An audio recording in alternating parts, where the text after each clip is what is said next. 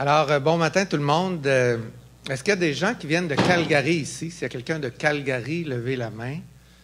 Je n'en vois pas. Alors, vous allez saluer vos collègues de Calgary et vous allez leur dire que si la conférence, si elle est bonne ou pas bonne ce matin, c'est la faute des gens de Calgary parce que c'est eux qui m'ont appris à enseigner au département de sciences politiques à l'Université de Calgary il y a une trentaine d'années. Alors, je vais vous faire ce matin une conférence dont le titre est « Pour un Québec qui se réengage, Bringing Quebec Back In ». Je vais commencer par une brève introduction sur 3 ou 4 points. Et par la suite, je vais vous donner le leitmotiv, d'une certaine manière, de mon interprétation sur la situation actuelle du Québec dans le Canada, en citant un de mes prédécesseurs en économique à l'Université Laval, Maurice Lamontagne, qui a aussi été impliqué en politique canadienne dans les années 60, sénateur et un des responsables de l'entrée en politique de la génération des Trois Colombes. Alors, quelques mots d'introduction. Tout d'abord, pour nous, en sciences politiques, c'est toujours un plaisir de travailler avec la Fédération canadienne des sciences humaines. Le prochain congrès de la Fédération va avoir lieu ici à Ottawa, fin mai 2015. Et si vous pouvez ou si vos adjoints peuvent, c'est vraiment super pertinent de participer aux activités de la Fédération. Ça fait partie de ce qu'on appelle une vraie fraternité intellectuelle dans la communauté savante au Canada, qui distingue beaucoup le Canada de beaucoup de pays fédéraux où, d'une certaine manière, il n'y a pas de rapport ou très peu de rapport entre la communauté intellectuelle. Au Canada, il y a plus de rapports entre les universités francophones du Québec et celles de l'Alberta et de la Colombie-Britannique qu'il peut y en avoir entre Madrid et Barcelone ou encore entre Leuven et Louvain-la-Neuve en Belgique. J'appartiens à une tradition à l'Université Laval qui est celle de la Faculté des sciences sociales, fondée par le père Georges-Henri Lévesque à la fin des années 30, début des années 40. Le père Lévesque a été coprésident de la commission Massé sur l'avenir des arts, de la culture et des sciences au Canada. Et il est un exemple pour moi de ce que je souhaite vous dire ce matin sur le plan de la nécessité d'une plus grande participation du Québec dans les affaires du Canada. Je vous laisse avec 2 phrases du père Lévesque. Vous êtes les élus, vous les gens qui êtes ici, je vous considère comme les représentants de la démocratie de représentation. Même si moi, je n'ai pas gagné dans la vie politique, sachez que j'ai une énorme admiration pour cette carrière-là. Et ce que vous faites, c'est de défendre ce dont le père Lévesque parlait. Une société libre a besoin de la liberté de la culture et elle a besoin de la culture de la liberté. Et la combinaison des deux, la liberté de la culture et la culture de la liberté, il me semble que c'est ce que vous faites, ce que vous nous aidez à conserver et à développer dans votre travail. Il y a une 60aine d'années, Maurice Lamontagne a écrit dans un livre sur le fédéralisme canadien, c'était à la mi des années 50, Lamontagne a écrit que la situation du Québec dans le Canada était hybride, elle était équivoque et elle ne pouvait durer selon lui. D'après Lamontagne, une province ne peut rester à moitié à l'intérieur, à moitié à l'extérieur du système politique, sans qu'il y en ait des conséquences délétères, négatives, importantes pour l'ensemble des partenaires. Dans mon propre livre, un Québec exilé dans le Canada, j'écris que Lamontagne avait à la fois raison, mais il avait aussi tort. Il avait raison lorsqu'il décrit la situation du Québec, lorsqu'il la décrivait, un Québec à moitié à l'intérieur, à moitié à l'extérieur, donc une situation hybride et équivoque. Mais il avait tort quand il disait que cette situation-là ne peut durer. Moi, je suis né à la mi des années 50, à peu près à la même époque où Lamontagne écrivait cette phrase-là. Et grosso modo, à presque 60 ans, j'en arrive à la conclusion que cette situation-là dure depuis, en gros, la totalité de ma vie adulte. Une telle situation peut avoir des allures confortables. Nous sommes en Amérique du Nord, dans une démocratie libérale développée.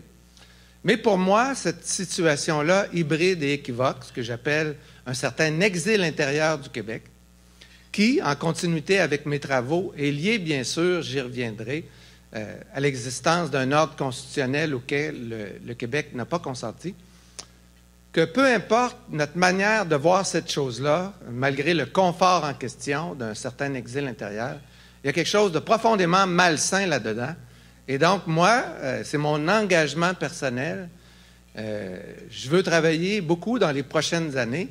Et la génétique paternelle étant très forte, j'ai donc beaucoup d'ambition sur le nombre d'années avec lesquelles je vais pouvoir défendre l'engagement en question. Contribuer à faire en sorte qu'on puisse sortir d'une telle situation d'exil intérieur.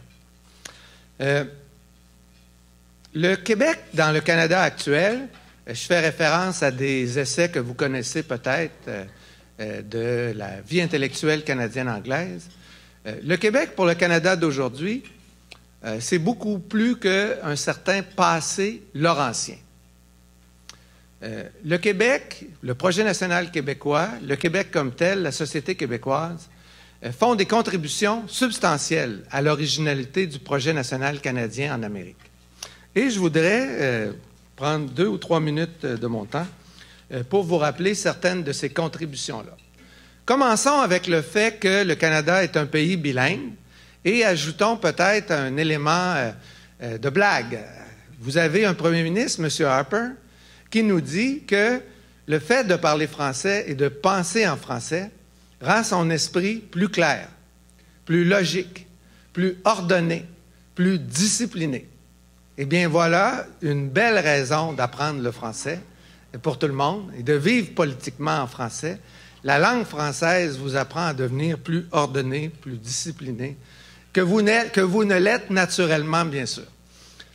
Le Québec, grâce au Québec, principalement, le Canada possède 2 cultures juridiques.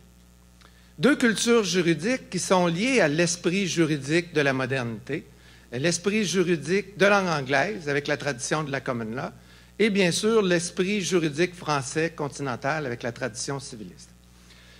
On pourrait prendre le reste de la journée pour parler des contributions de ces 2 cultures juridiques-là à votre travail législatif, au travail jurisprudentiel des cours.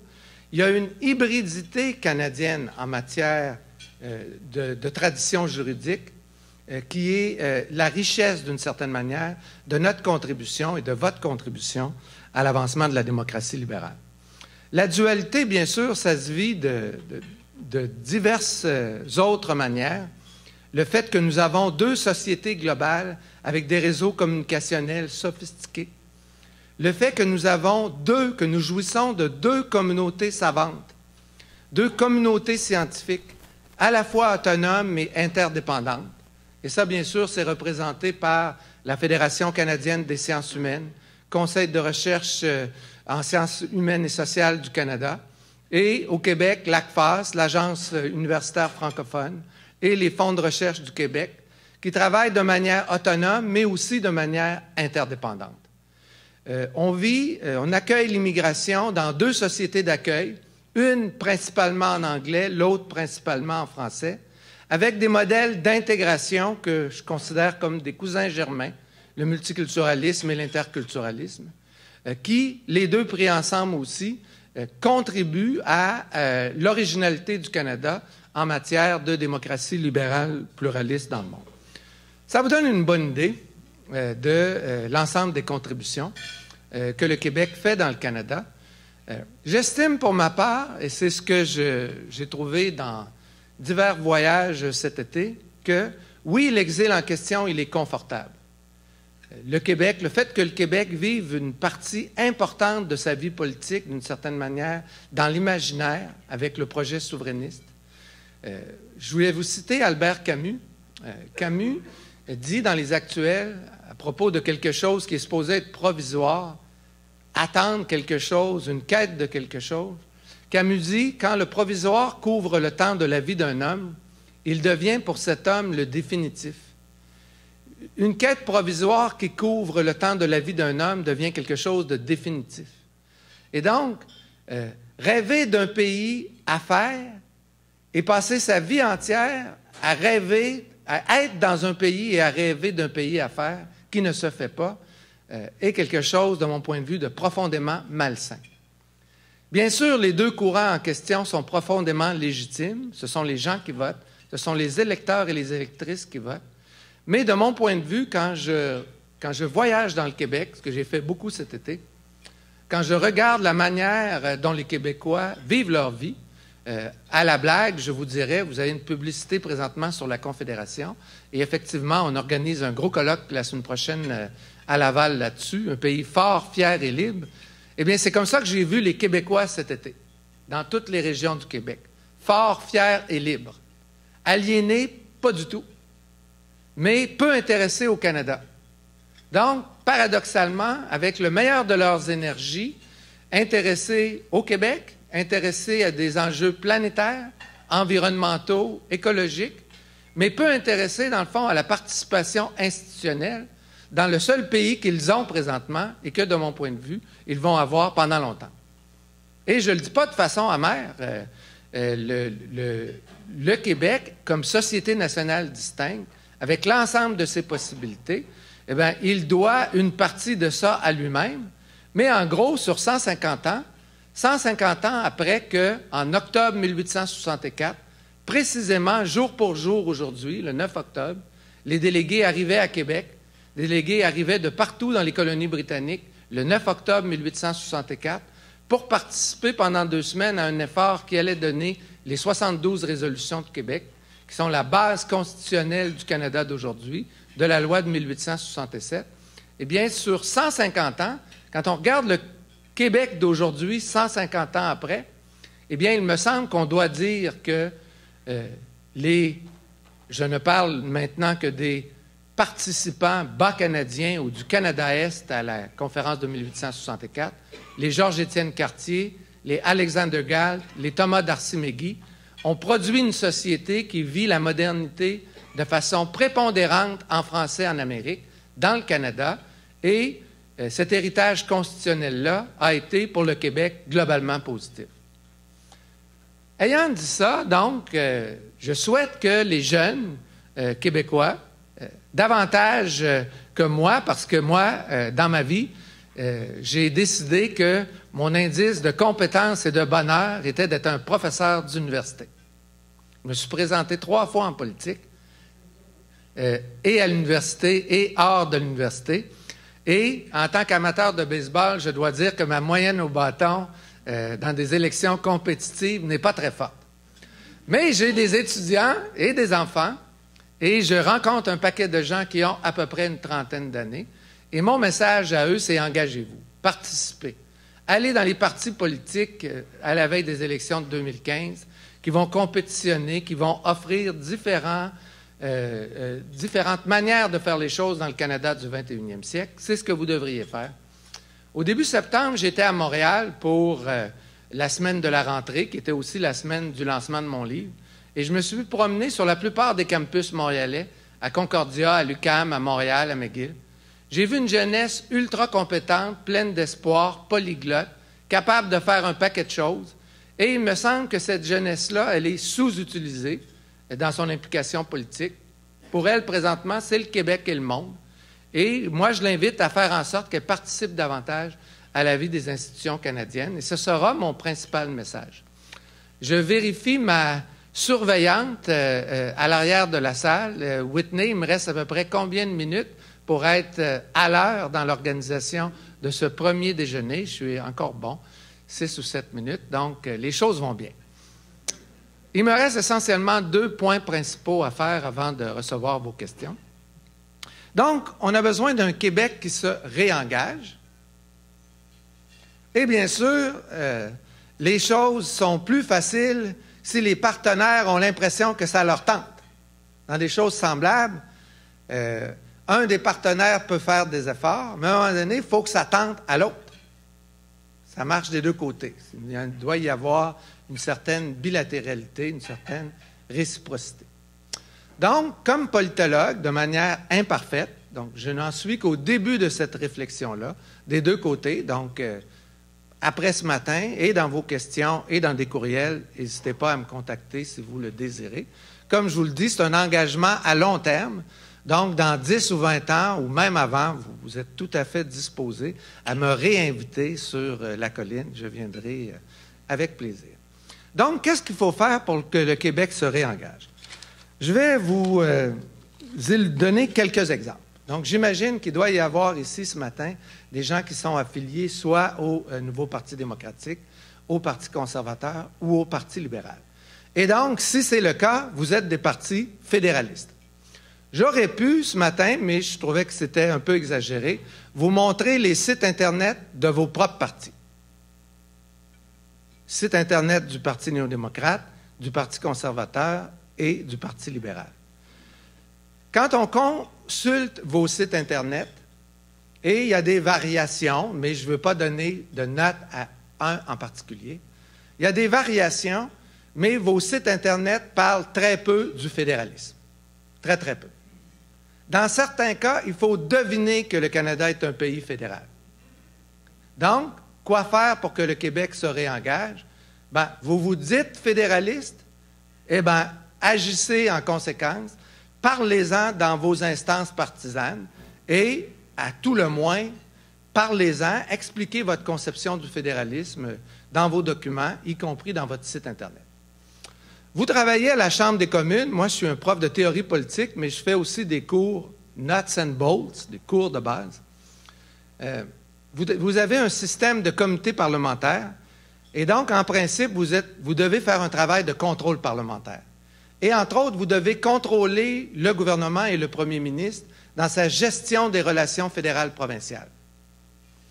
Paradoxalement, au Canada, c'est relativement bien fait au Sénat, où il y a un comité qui s'occupe des relations fédérales-provinciales. Cependant, à la Chambre des communes, le comité qui s'occupe de ces choses-là, c'est le comité des opérations gouvernementales. Donc, un comité qui a à peu près 42 choses à faire et surveiller le premier ministre dans sa gestion des relations fédérales-provinciales, c'est la 42e chose. Et ça, de mon point de vue, ça me semble insuffisant. Si on veut que nous ayons des relations intergouvernementales sophistiquées dans un pays fédéral, eh bien, vous, les parlementaires, devez faire un contrôle parlementaire plus suivi, plus régulier, de la manière dont le premier ministre dirige les relations fédérales provinciales. Vous avez eu récemment à Ottawa une délégation allemande de la présidente de la République fédérale allemande. Eh bien, l'Allemagne est un modèle si on veut avoir des relations fédérales provinciales rationnelles et fédéralisées. J'invite le premier ministre et les fonctionnaires qui travaillent pour lui au conseil privé, que je rencontre parfois en Écosse ou ailleurs. Je le dis à la blague parce que j'ai un de mes collègues et amis, Alfred Leblanc, qui travaille dans ce bureau-là présentement. C'est bien de les envoyer en Écosse, mais envoyez-les aussi en Allemagne. En Allemagne, pas besoin de crise constitutionnelle pour des rencontres formelles entre la chancelière et les ministres-présidents des Länder. Donc, on doit se rencontrer plus régulièrement. Il y a d'autres manières to bring Québec back in, mais ce sera celle dont je peux parler ce matin. Je conclus en 1 minute et demie. En 2001, j'ai eu la chance de participer à la visite d'État de la gouverneure générale Adrienne Clarkson en Allemagne. Et on est allé à Dresden et on a vu une église qui s'appelle la Frauenkirche, l'église de la Vierge. Elle était reconstruite, entre autres, par des petits-enfants des bombardiers britanniques qui l'avaient détruite en février 1945, et par des ouvriers polonais qui étaient les petits-enfants de Polonais qui ont souffert face à l'Allemagne. Et la reconstruction de la Frauenkirche, c'est le symbole de la réconciliation allemande. En 2007, Ian Paisley, qui est décédé récemment en Irlande du Nord, Ian Paisley a dit quelque chose comme suit lorsqu'il est devenu First Minister après l'accord de St. Andrews. Il a dit « Hatred and contempt have ceased to be principles of government in Northern Ireland ». Et ça, c'est un symbole de la réconciliation, bien sûr encore fragile, des deux communautés, unionistes et nationalistes, protestantes et catholiques, en Irlande du Nord. Eh bien, sur la base de ces deux exemples-là, ne pouvons-nous pas penser qu'en Amérique du Nord, dans une démocratie libérale sophistiquée, les partisans du projet national canadien et du projet national québécois pourraient ensemble travailler dans les prochaines années à faire tomber les murs de l'intolérance, de l'indifférence et parfois du mépris pour faire en sorte que nous puissions développer un système politico-constitutionnel qui ferait un paquet de choses, mais y compris mettre fin à l'exil intérieur du Québec dans le Canada. Merci.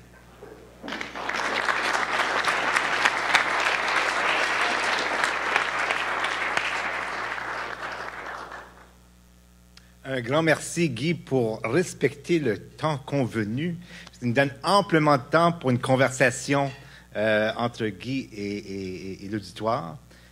Je vois qu'il y a un micro derrière là-bas, donc je vous invite à poser vos questions en anglais ou en français et avoir un vrai dialogue avec Guy. On a presque une vingtaine de minutes pour le faire. Et peut-être que je peux, pendant que les gens pensent à leurs questions, poser la première, parce que vous invitez le Québec à se réengager et le ministre Fournier a fait un discours la semaine passée ici à Ottawa qui dit nous sommes prêts, mais il faut le faire de façon indirecte. Ça a pris moins de 2 heures avant un communiqué de presse du bureau du premier ministre disant on a d'autres priorités, merci beaucoup. Et c'est essentiellement la défense du fédéralisme actuel. J'entends différentes versions. Que nous sommes la fédération la plus décentralisée, donc pourquoi travailler là-dessus? Nous sommes déjà dans un système très flexible. L'exemple d'un fédéralisme d'ouverture, les provinces ont été impliquées dans la négociation du nouveau traité de libre-échange avec l'Europe. Et même certains vont admettre que c'est peut-être on ne respecte pas le fédéralisme théorique, mais que ça fonctionne en pratique. Donc, pourquoi y toucher si ça fonctionne en pratique? Donc, même si c'est une volonté de se réengager du Québec, comment valser avec une contrepartie qui est encore sous les cicatrices de Meach et Charlottetown qui n'osent pas y toucher? Merci, Jean-Marc. Ta question va d'abord me permettre de rendre hommage à un politologue canadien anglophone qui est décédé l'année dernière, Richard Simeon, qui est probablement un des plus grands chercheurs sur le fédéralisme et au Canada et dans le monde. Donc, je vous invite à aller sur le site Internet du Forum des fédérations. Vous allez sous l'onglet « Bibliographie » et vous pouvez trouver sous Canada un article de Richard Simeon qui est intitulé Federalism and Decentralization. C'est à peu près une quinzaine de pages. Et pour moi, c'est le meilleur texte de base pour partir une discussion sur la thématique en question. Mais d'abord, je suis un prof et quand on me pose cette question-là, le Canada est-il la plus centralisée ou la plus décentralisée, centralisation ou décentralisation? J'ai déjà posé cette question-là à mes étudiants dans un examen, mais ce n'était pas une question qui comptait parce que c'était en partie une blague. Okay? Et donc, le Canada est-il A, très centralisé ou B, très décentralisé? Tous les étudiants qui choisissent un ou l'autre échouent la question. Okay? Ça dépend du critère. En vertu de certains critères, incontestablement, le Canada est une des fédérations les plus décentralisées au monde. Le genre de pouvoir dont disposent les provinces, la contribution financière de l'activité provinciale et municipale à l'ensemble des dépenses gouvernementales, si on prend ces deux critères-là, le Canada est une des fédérations les plus décentralisées au monde. Cependant, si on prend la manière dont fonctionne la coordination intergouvernementale entre le gouvernement central et les provinces, ou si on prend l'organisation du pouvoir judiciaire, et notamment la nomination des juges dans les cours supérieures de toutes les provinces, les cours d'appel de toutes les provinces et la Cour suprême, si on prend ces deux critères-là, le Canada est une des fédérations les plus centralisées au monde. Donc, la vraie réponse, si vous étiez mes étudiants, c'est que le Canada est à la fois une fédération immensément décentralisée, mais aussi, selon d'autres critères, une fédération très centralisé. Alors, certaines choses peuvent être faites en dehors du cadre constitutionnel. J'ai aucun problème à reconnaître, comme politologue, qu'on souffre d'une certaine manière du fait que pendant trop d'années, la Constitution a été une sorte d'obsession pour beaucoup de politiciens. Et après avoir fait trop de macro-constitutionnalisme, pour parler comme Peter Russell, on est entré dans une période de quasi-paralysie constitutionnelle où on est gêné d'en parler, c'est devenu un tabou, tout le monde a peur d'avoir peur, etc. Donc, il faut trouver un chemin mitoyen entre ces deux extrêmes-là. Quand sera-t-il trouvé? Franchement, je ne le sais pas plus que vous. Mais en tout cas, tout ce que ça prend pour rationaliser les relations intergouvernementales, pour les formaliser, pour faire en sorte que ce n'est pas une crise nationale de réunir le premier ministre et les premiers ministres des provinces, tout ce que ça prend, c'est la bonne volonté de part et d'autre. Ça n'exige aucun changement constitutionnel. Bonjour, mon nom est Denis Blanchette, je suis le député fédéral de Louis-Hébert. Merci pour votre présentation. Il y a plusieurs aspects à votre exposé. D'une part, vous venez de parler qu'on est un pays à la fois centralisé et décentralisé, ce qui fait que les responsabilités fédérales sont très éloignées du quotidien des gens. Hein, on ne fait pas dans les égouts et aqueducs. Là. Également, en mai 2011, évidemment, il y a eu un brassage des plaques tectoniques qui a changé la représentation au Québec et qui a en même temps apporté quelque chose de très intéressant, c'est-à-dire l'élection de nombreux jeunes. Ça, on l'oublie souvent, qu'il y a eu de nombreux jeunes qui ont été élus. Et là, ma question est la suivante. Dans le contexte où est-ce que la société numérique prend de l'ampleur, que les jeunes sont intégrés dans la société numérique, est-ce que la façon dont on pratique la politique présentement, c'est un tremplin ou une espèce de frein à l'implication des jeunes en politique? Merci. Mon député, c'est ce que je vis dans le comté de M. Blanchette. D'abord, une blague. Personne n'est omniscient. Vous venez de parler de société numérique. Dans un mois, Barton Hoppers va venir vous parler de Big Data. Il y a à peu près 10-15 ans, j'ai fait le choix dans ma vie à devenir un expert de ces questions-là ou apprendre des verbes irréguliers dans plusieurs langues étrangères. Et j'ai décidé que moi, c'était les verbes irréguliers dans les langues étrangères qui étaient mon affaire. C'est pour ça que j'ai appris l'allemand et d'autres affaires. J'essaye encore de faire ça. Donc, il me semble que même à l'époque du numérique et de la mondialisation et des médias sociaux, il me semble fondamental, et là-dessus, le fédéralisme est quelque chose de positif. L'implication des jeunes, ça passe par une implication, d'une certaine manière, du bas vers le haut. Les jeunes s'impliquent à différents niveaux et si la vie politique a un sens localement, au niveau municipal, au niveau provincial, if these things make sense, si les jeunes participent, s'ils sont invités à participer à ces niveaux-là, bien, ils vont participer à l'ensemble des niveaux. Donc, moi, je dirais, si vous ou n'importe qui a comme intention de faire participer les jeunes, c'est de faire en sorte que la politique soit significative, qu'elle y soit à tous les niveaux, et en dépit du poids du numérique et de toutes ces affaires-là, c'est la participation réelle à tous les niveaux qui compte vraiment pour l'engagement des jeunes. Bonjour, Pierre-Luc Dussault, député de Sherbrooke. Donc, ça me fait plaisir. Merci pour votre présentation et votre message d'espoir surtout que vous avez porté. Et puis, en tant qu'effectivement jeune député québécois, bien, je pense que c'est des messages qui sont inspirants. Mais le problème, c'est que souvent, les gens sont moins intéressés ou il y a un désintérêt de la population en général pour ces questions-là. Ou en tout cas, les politiciens, c'est ce qu'ils disent, qu'il y a un désintérêt. Il n'y a pas le goût d'aller dans ces questions-là. Mais ma question est bien simple. Est-ce que vous pensez que le réengagement du Québec passe nécessairement par la signature d'un projet constitutionnel où le Québec signerait?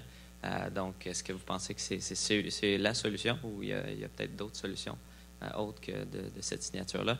Et qu'est-ce que vous pensez de ce désintérêt-là supposé de la population par rapport à toutes ces questions constitutionnelles qui, pour moi, par contre, sont un intérêt, mais pour d'autres aussi, je suis sûr, mais de la population en général, et pourquoi il faudrait que ce soit un frein politique pour ces questions-là, alors qu'on pourrait aussi prendre le courage politique d'y aller, malgré peut-être les implications que ça a pour des partis politiques. Là. Merci. Merci de votre question. Je vais commencer par un aveu de modestie. La personne qui se présente devant vous avec une solution magique sur ces enjeux-là ou sur n'importe quel autre, méfiez-vous-en énormément. S'il y avait des solutions simples, des solutions magiques aux difficultés réelles qui sont les nôtres, que dans certains cas nous partageons avec d'autres pays développés, on les aurait trouvés parce qu'il y a beaucoup de monde qui ont travaillé, qui ont eu des cheveux blancs, dont les rides se sont prononcées, y compris dans la science politique canadienne et de bonne volonté. Donc, des solutions magiques et faciles, il n'y en a pas vraiment. Mais je vais, pour revenir au point fondamental sur la signature d'un texte constitutionnel, je vais utiliser un biais qui vient du fait que vous êtes le député de Sherbrooke. Au 19e siècle, il y a eu un député de Sherbrooke qui a exercé sur la Fondation du Canada une influence absolument énorme.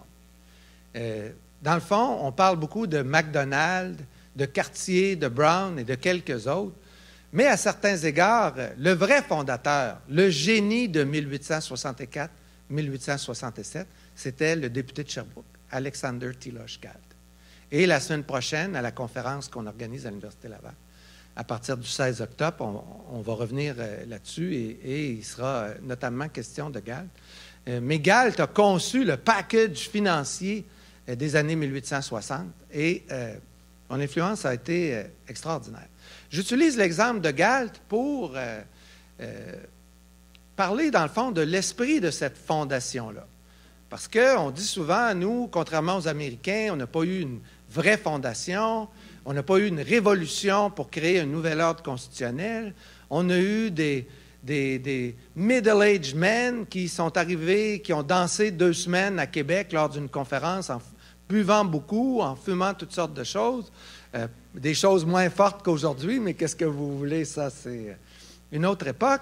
Mais non, ce fut une vraie fondation et ces gens-là avaient une capacité d'action et d'imagination extraordinaire. Donc, la génération de 1864-1867, dans des circonstances extraordinairement difficiles, a fait preuve d'une capacité d'action, d'une capacité d'imagination extraordinaire. Donc, rien n'interdit à ce qu'au 21e siècle n'émerge, à un moment donné, quelque part au Canada, une génération des gens qui vont avoir une capacité d'action et d'imagination et qui vont être capables de passer par-dessus les verrous. Je vous dirais qu'en tant qu'être humain, oui, moi, je rêve que pendant ma vie, je vais voir ce jour-là, que l'exil intérieur constitutionnel du Québec dans le Canada, que ça va être terminé. Je rêve de voir ça de mon vivant, je le dis franchement. Comment, quand est-ce que ça va commencer? Qui va faire ça? En toute franchise, présentement, je n'en ai pas la moindre idée. Mais, techniquement, le retour à l'esprit de la Fondation est quelque chose qui me semble utile pour essayer d'imaginer comment quelque chose de semblable peut être fait, même quand ce n'est pas ce que vos citoyens vous demandent tous les jours à 7 heures du matin quand vous les rencontrez. Merci, M. Laforêt, d'être venu partager avec nous le fruit de vos recherches. Je suis Pierre Nantel, je suis député dans Longueuil. Et moi, je peux vous rassurer, en tout cas, moi, j'ai le sentiment qu'on n'a pas besoin d'attendre la prochaine élection pour constater qu'il y a des changements qui sont en cours actuellement. Parce que vous avez évoqué 2 choses qui m'ont beaucoup plu. Vous avez évoqué, que pour que le Québec se réengage, il faut qu'il y ait un échange, un intérêt des 2 côtés. Et vous avez aussi parlé des comités. Puis évidemment, on est ici à Ottawa, on peut parler des comités, alors qu'on se doute bien que le public s'y intéresse peu, et les médias encore moins, malheureusement. Mais effectivement, l'interlocuteur précédent, Pierre-Luc Dussault, est président de son comité d'éthique. Et ce genre de travail-là prend toute son importance, particulièrement alors que cette nouvelle délégation de députés québécois arrive et s'assure de donner une voix participative aux intervenants québécois dans les différents dossiers que traitent ces comités. Et je pense qu'en tant que chercheur, vous serez peut-être intéressé d'aller sonder un terrain qu'on fréquente peu, c'est-à-dire les clercs, les gens de comité, les administrateurs, les différents, on en parle souvent comme si c'était un terme affreux, là, mais les lobbyistes qui organisent les délégations, des gens qui viennent rencontrer les députés pour toutes sortes de raisons, tous ces gens-là pourront témoigner à quel point le dialogue avec les entités du Québec est revenu. Et c'est une rééducation parce que ça fait 20 ans que le statement politique, c'est « moi, ça ne m'intéresse pas ». Alors que là, depuis 3 ans, on fait la démonstration tous les jours, dans nos comités, dans nos rencontres, de l'intérêt du Québec à revenir à la table, pas de manière soumise, de manière affirmée et constructive. Merci beaucoup pour votre question et intervention. Comme je le disais dans l'exposé, moi, je suis d'abord un prof de philosophie politique, mais un jour, j'ai eu besoin de me trouver une job et être capable de parler des institutions, y compris des comités, des commissions parlementaires. Ça m'a aidé à me trouver une job. Donc, vous voyez, je travaille aux 2 niveaux. Je fais de la théorie politique, mais je m'intéresse beaucoup aussi au fonctionnement de proximité des institutions. Et vous avez absolument raison de parler de cette fonction-là qui est vraiment centrale et que ce travail-là gagnerait à être mieux connu. Donc, je vous dirais, c'est aussi votre travail je ne vous dis pas que vous ne le faites pas, là, mais de continuer à le communiquer, ce genre de choses-là, à expliquer. On fait de l'éducation à la citoyenneté. On a des manuels. Il y a un paquet de manières qu'on peut employer dans une société comme la nôtre pour faire justement cette forme-là d'éducation à la citoyenneté. Tous les parlements modernes ont des moyens pour faire ça davantage, les parlements jeunesse. Et donc, continuer de travailler avec ceux en Irlande du Nord qui ont un système extrêmement original de comités. Vous êtes avec le Commonwealth, vous êtes avec la francophonie. Vous avez des moyens de trouver les meilleures manières de faire de l'éducation à la citoyenneté et de dire ça davantage. Avant la prochaine question, vous le savez, aucun conférencier n'est parfait. Et j'ai oublié, moi, quelque chose de fondamental que je veux dire ce matin. Donc, juste au cas, avant que Jean-Marc ne clôture l'affaire, je vais le dire. Parmi les choses qu'on peut faire to bring Québec back in, il ne faut pas oublier qu'à l'époque de Cartier, Galt et Darcy McGee, le Canada a été très généreux envers la ville d'Ottawa. Le Canada a fait un cadeau extraordinaire à la ville d'Ottawa. Le Canada a choisi la région d'Ottawa, la ville d'Ottawa, comme étant sa capitale. Eh bien, 150 ans après, ou presque, pour 2017, ça pourrait être au tour de la ville d'Ottawa de faire un cadeau au Canada. Et bien sûr, ce cadeau-là, dans un pays bilingue, serait d'être une ville bilingue et d'avoir le français comme une de ses langues officielles. Je sais, moi, il y a des gens dans la salle, Anne Gilbert en géographie à l'Université d'Ottawa, Linda Cardinal, mes collègues, qui font partie d'un mouvement semblable. Alors, je les salue et moi, je mets l'épaule à la roue en disant que « Wow! What a wonderful gift! » si la ville d'Ottawa devenait bilingue en 2017. Merci.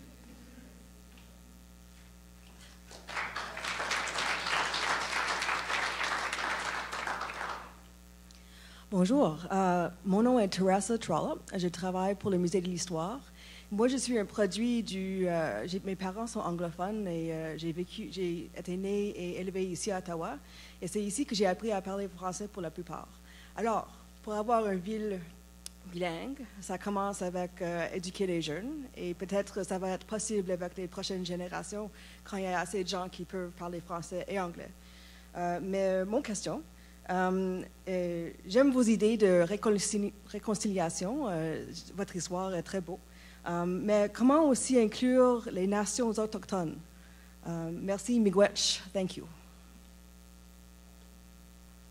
Alors, d'abord, sur votre expérience personnelle, moi, je viens à Ottawa régulièrement. C'est la première fois qu'on m'invite ici. Encore une fois, il faut toujours avoir un nombre précis d'objectifs dans la vie.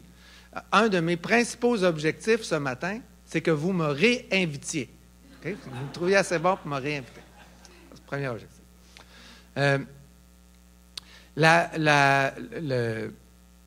Le rapport avec les peuples autochtones dans la culture, dans l'histoire constitutionnelle canadienne est un de nos grands tabous. Okay?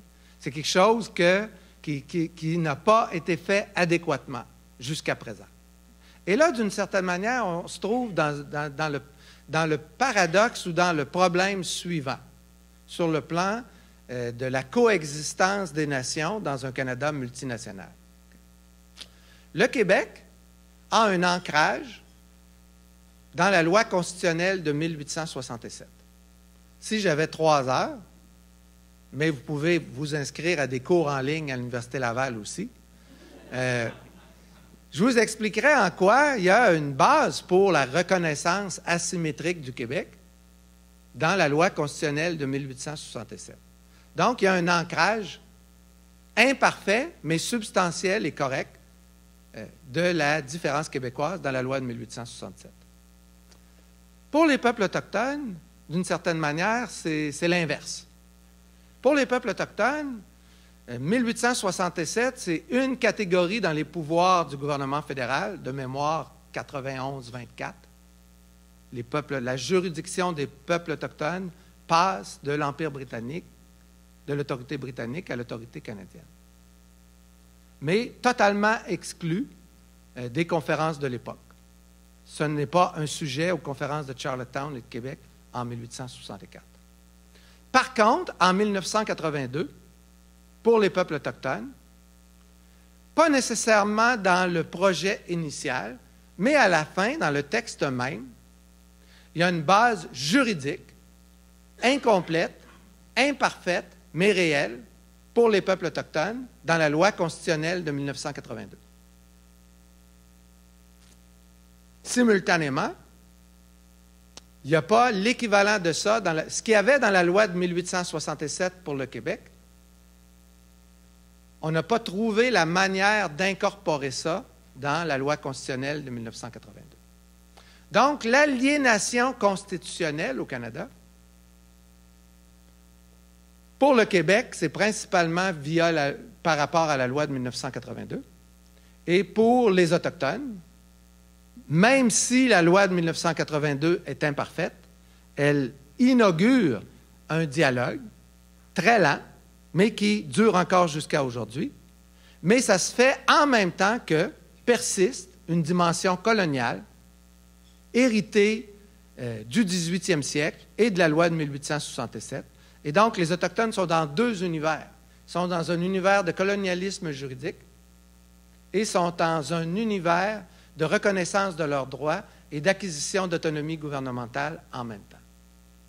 Alors, un pays moderne, sophistiqué, s'il veut moderniser sa constitution, il est clair qu'il va devoir affronter l'ensemble des problèmes qui sont là.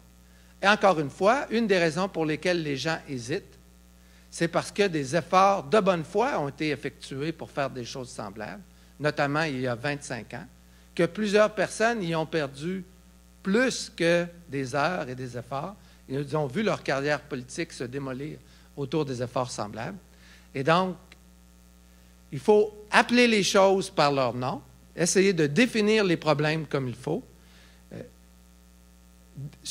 investir moins dans la politique symbolique et investir davantage dans la création de rapports de confiance entre les acteurs à tous les niveaux. Bonjour. On dit qu'on peut poser des questions en anglais ou français, mais comme anglophone de l'Ouest canadien, je pense que ça me fera du bien de poser Robert Talbot. Ouais, ma question, c'est que pour que le Québec se réengage avec le Canada, quel rôle voyez-vous pour un réengagement avec la francophonie canadienne hors Québec et avec les anglophones et allophones hors Québec qui parlent, eux, le français?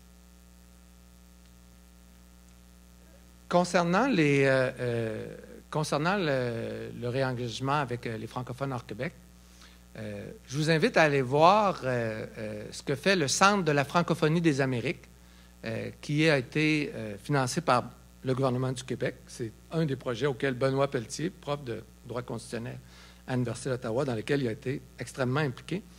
Donc, je vous dirais que le Centre de la francophonie des Amériques, et moi, je travaille avec les fonctionnaires du ministère en question. Donc, le gouvernement du Québec s'est considérablement impliqué avec la francophonie canadienne. Il a même redéfini le ministère des Relations intergouvernementales pour intégrer le dialogue avec la francophonie canadienne. Donc, de ce point de vue-là, il me semble que le Québec a progressé considérablement.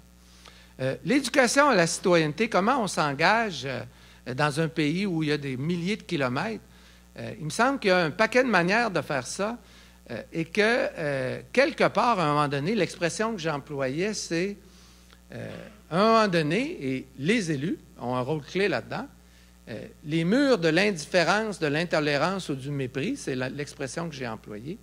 Bien, grosso modo, on peut dire que dans les relations entre le Québec et ailleurs au Canada, y compris l'Ouest et les allophones, la période 1995 à aujourd'hui, c'est la période où je pouvais voir ça, moi, à Laval, parce que tout d'un coup, on a cessé d'avoir des étudiants de l'Ouest. Il y a 4 ans, il y en a 2 qui sont arrivés parce qu'ils voulaient travailler au Service canadien de renseignement et de sécurité, et leur père leur a dit « Leave Calgary and go to Quebec City ». Et effectivement, je pense que pour eux, ça marche, mais c'est des exceptions. Donc, de moins en moins d'engagement réciproque au cours des 20 dernières années. Comment on fait ça? Eh bien, il y a eu des programmes pour encourager les jeunes à voyager davantage, de part et d'autre. Ils existent encore, mais quand on coupe, quand on fait des coupures, bien, de mon point de vue, ce n'est pas dans ce genre de programme-là qu'on doit faire des coupures. Et par ailleurs, les universités, y compris la Fédération canadienne des sciences humaines, ont aussi des responsabilités. Aujourd'hui, au Canada, quand on fait une maîtrise ou un doctorat à l'extérieur du Québec, si on travaille sur l'histoire canadienne ou si on travaille sur le fédéralisme, on n'a pas besoin de connaître le français. C'est catastrophique. Je ne parle pas de travailler sur la génomique ou sur le big data à UBC. Je parle de faire un doctorat en histoire canadienne du 19e siècle à University of Alberta ou travailler sur le fédéralisme au Manitoba. On peut faire ça dans les études supérieures sans connaître le français. Alors moi, je dirais, nous, notre job au Québec, c'est d'envoyer davantage de nos étudiants élargir leur point de vue dans les universités d'ailleurs au Canada, mais nos collègues de l'Ouest et d'ailleurs, ils ont à faire ça aussi. Et si ça se fait réciproquement, graduellement, pas vite, bien, il est possible que, à défaut de s'effondrer totalement, les murs de l'indifférence, de l'intolérance et du mépris vont s'abaisser.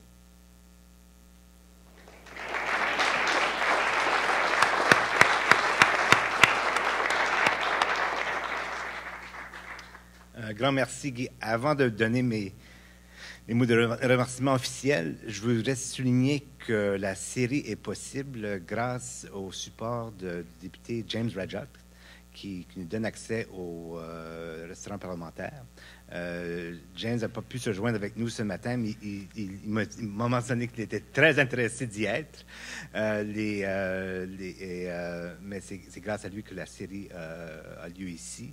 Et c'est grâce également avec l'appui du CRSH, qui supporte le type de recherche dans laquelle Guy a été impliqué durant toute sa carrière et qui joue un rôle incontournable dans le développement de nouvelles connaissances et la dissémination de ces connaissances à travers la société canadienne. Donc, un grand merci également au CRSH. Mais surtout, ce matin, un grand merci au professeur Guy Laforêt, qui a démontré que, à partir d'une recherche approfondie de nos institutions politiques, de la vie intellectuelle de ce pays, de faire un appel à briser ce mur de l'indifférence que c'est possible. Et ce message d'optimisme que vous avez donné, je pense, est très, très apprécié. Puis je pense pas qu'on va attendre 20 ans pour reparler des questions constitutionnelles sur notre série Conférence Voir Grand. Donc, un grand merci. On a un petit cadeau pour toi. et d'être un de rares conférenciers, de respecter le temps prévu. Et c'est fort apprécié également. Donc, je vous souhaite tous une bonne journée. La prochaine conférence est à la fin du mois sur le Big Data, les questions de recherche que cela pose, les questions éthiques que cela pose, avec Bertha Knoppers de l'Université McGill. Je vous invite à vous inscrire et d'être avec nous le 30 octobre. Merci.